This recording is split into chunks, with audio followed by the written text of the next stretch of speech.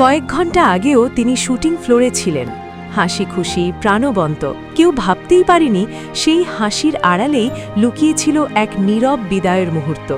উড়িষ্যার তালসারি সমুদ্র সৈকতের উত্তাল ঢেউ কেড়ে নিল টলিউডের পরিচিত মুখ রাহুল অরুণোদয় ব্যানার্জিকে।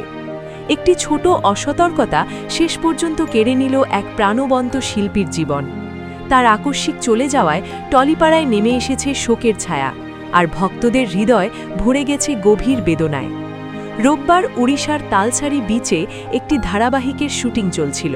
সেখানেই দুর্ঘটনার শিকার হন ৪৩ বছর বয়সী এই অভিনেতা।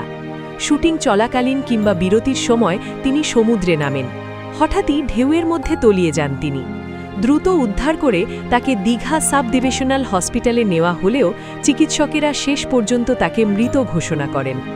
প্রথম দিকে ধারণা করা হয়েছিল পানিতে ডুবে তার মৃত্যু হয়েছে, তবে ঘটনাটি ঠিক কিভাবে ঘটেছিল তা নিয়ে এখনও কিছু প্রশ্ন রয়ে গেছে। তিনি কি শুটিংয়ের প্রয়োজনে পানিতে নেমেছিলেন নাকি ব্যক্তিগত সময় কাটাতে গিয়েছিলেন তা স্পষ্ট নয়।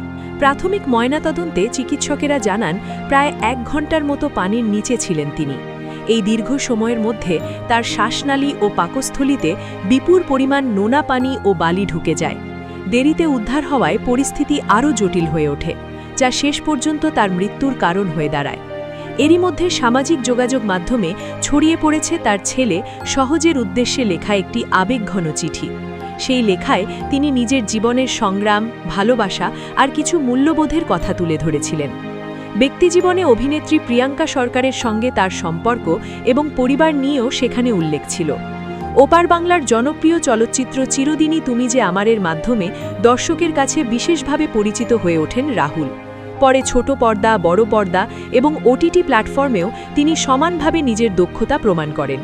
একের পর এক কাজের মাধ্যমে তিনি তৈরি করেছিলেন নিজের আলাদা পরিচয়। কিন্তু ভাগ্যের নির্মম পরিহাসে হঠাৎই থেমে গেল সেই পথচলা।